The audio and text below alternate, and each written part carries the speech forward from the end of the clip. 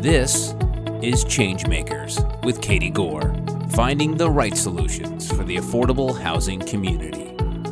Hello there. I'm Katie Gore, president of Quadell.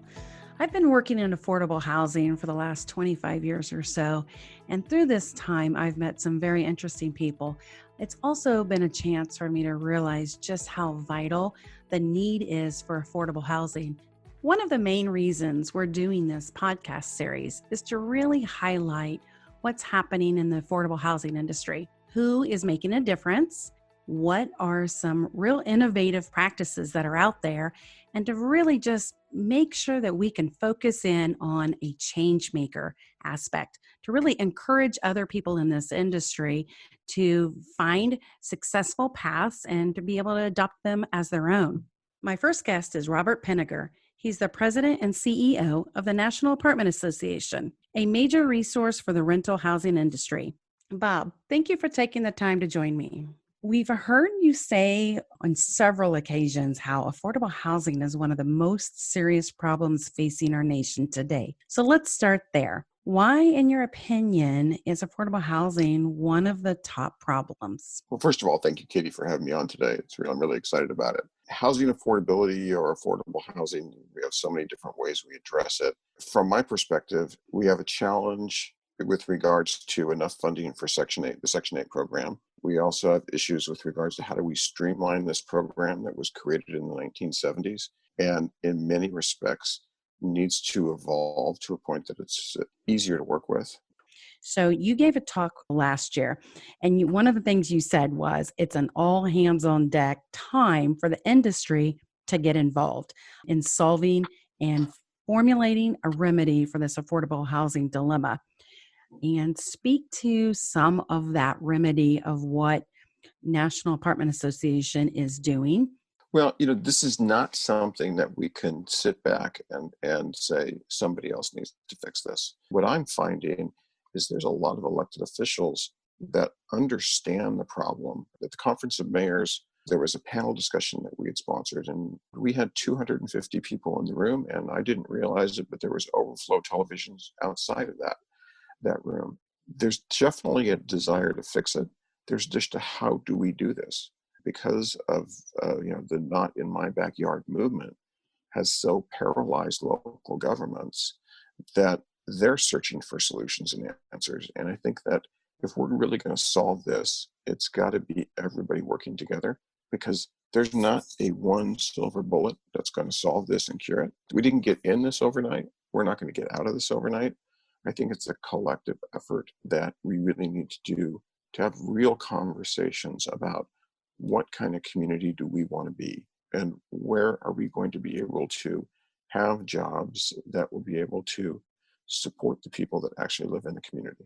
That collective effort that you're talking about, we've actually discussed part of the community solution, in diversifying the housing, but also has to be embracing that economic link and that economic vitality for the community that comes from affordable housing, because housing is the stabilization link.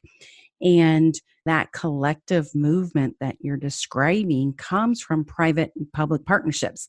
So give us a few examples that you're aware of where that partnering is happening to solve the national crisis. There was an effort actually being created. It's still going, but previous to COVID, the world we used to live in, we were actually pulling together the real estate community across a broad spectrum to have conversations about our common challenges we have.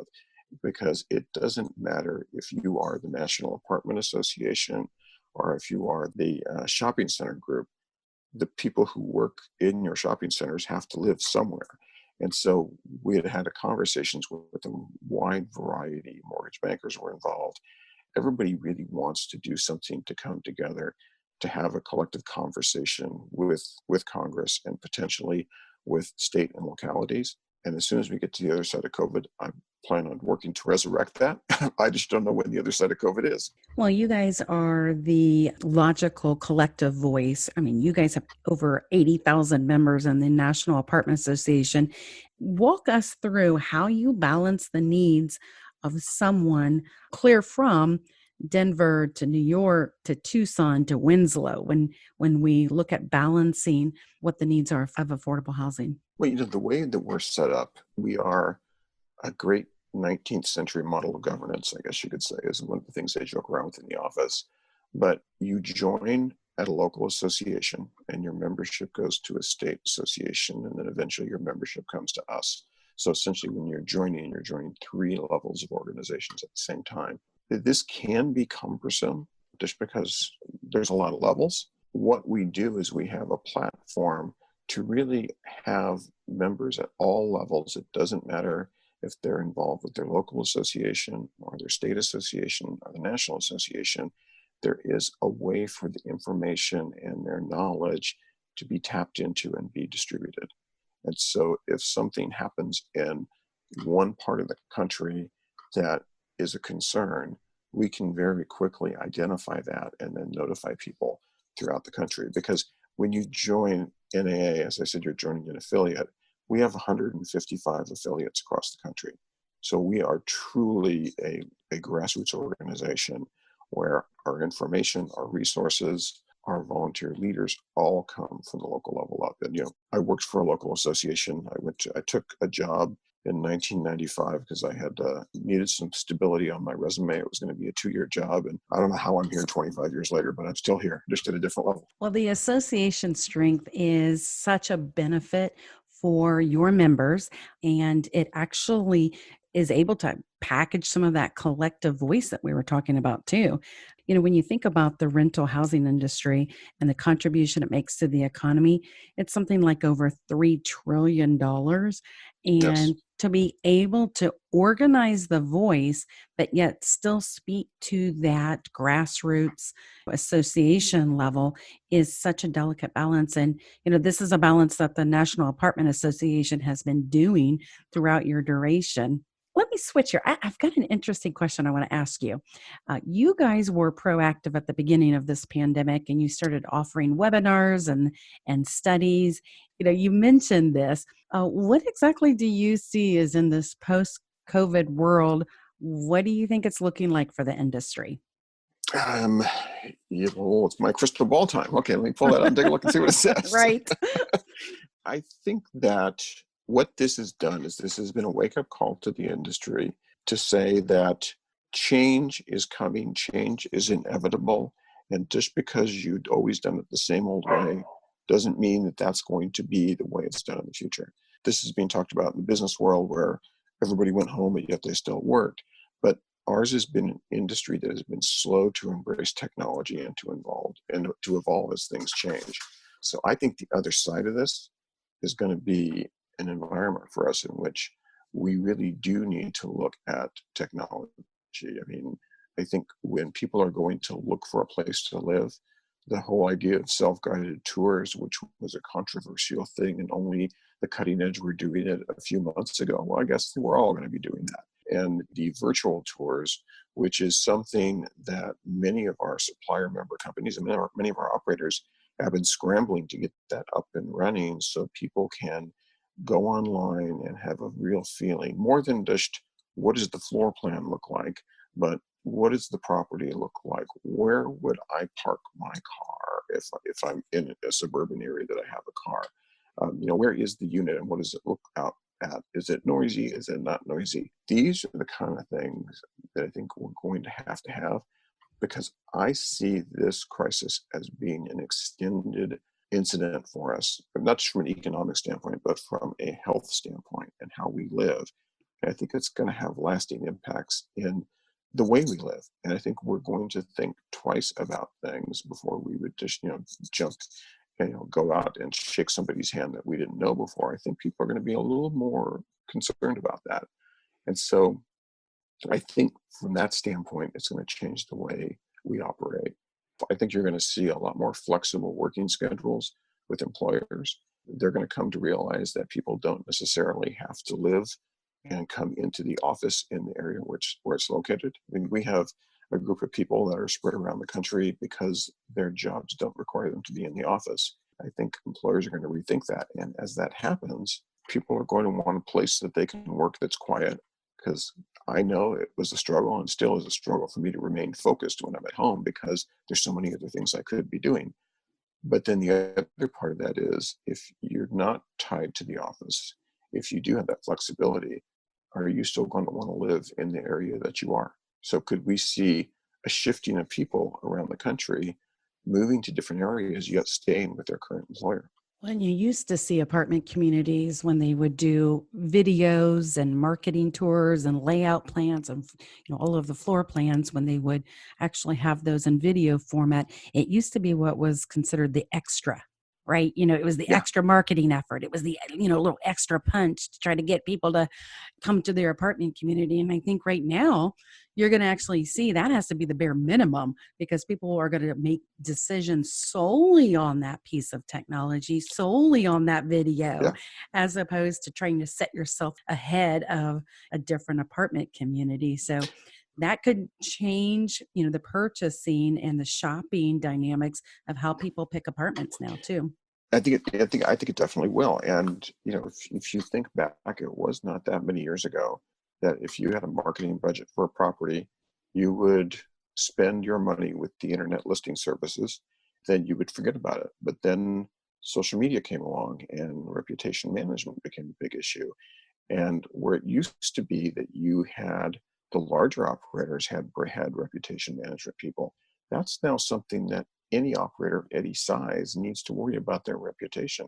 When I moved from San Diego to DC, I moved into a building near the office and I observed a few things from a reputation management standpoint that they did that I'm like, you guys aren't doing it.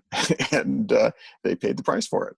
These are things that I think just as that progressed and that became the norm, I think that what we're talking about now is going to become the norm and everybody's going to have to do it in order to remain viable and relevant. Exactly. And, not just getting, the competition for people coming into the apartments, but, then how they process the paperwork. So, Yeah. I mean, it's going to change all of the aspects of that. No maintenance requests through this crisis. One of the people I was talking to, we have a forum. We bring people together virtually now. It used to be face to face, and they were talking about how they have actually taken the property and divided it into zones. And the maintenance people are working based on a zone program, and they have their own materials, so they don't go to the supply room to pick up materials because of potential infections. And I'm listening to all of this and the technology they're using to employ it. And I'm thinking, this is a new model for how you work more efficiently at the site level. At Quadell, we do a lot of briefings to make sure that Section 8 recipients, know what their rights and responsibilities are and, how to process paperwork. And, we have video briefings. And it used to be, again, something that was optional. But, during this time, we have transitioned our briefings, the video briefings to be the mode of delivering that. So, whether it's maintenance or briefings or paperwork or, recruitment, every aspect of this has changed. And it's good because the technology's there. It actually does provide a level of convenience for renters. And the other thing about this, the way people manage now is you have a set of house rules, and the house rules say you're going to do X, Y, and Z. But I think going forward, especially with this COVID environment and potentially a post COVID environment, is I think that we need to have a conversation of I, as a resident, what are the 5 things that I expect I'm going to do when I'm going to the gym or using the common room or whatever it is?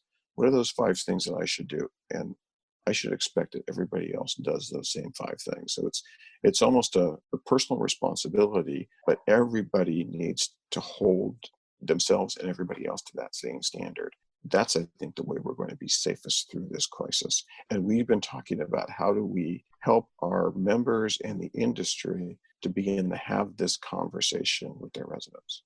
Doesn't matter what type, if it's Section 8, if it's tax credit, if it's market rate, if it's senior, this is now the time to have those conversations. And through technology and being able to do video conferences, we have tools we didn't have 5 years ago. That's so true, Bob. Okay, let's take a pause right here Coming up in part 2 of my interview with Robert Pinnegar, the president and CEO of the National Apartment Association, we'll talk about why the NAA has become such a strong advocate for affordable housing and the rental market. After Katrina, for example, where you have a natural disaster, if somebody needed a voucher, needed assistance with making their rent payments, they received a voucher which then could be presented to the owner or to the manager, and their rent was paid. It freed them up from having to worry about housing, and they had other more pressing issues they were dealing with. Thanks for listening to ChangeMakers with Katie Gore. To find out more about Katie, go to quadel.com. That's QUADEL.com. This has been a production of Forbes Books Radio.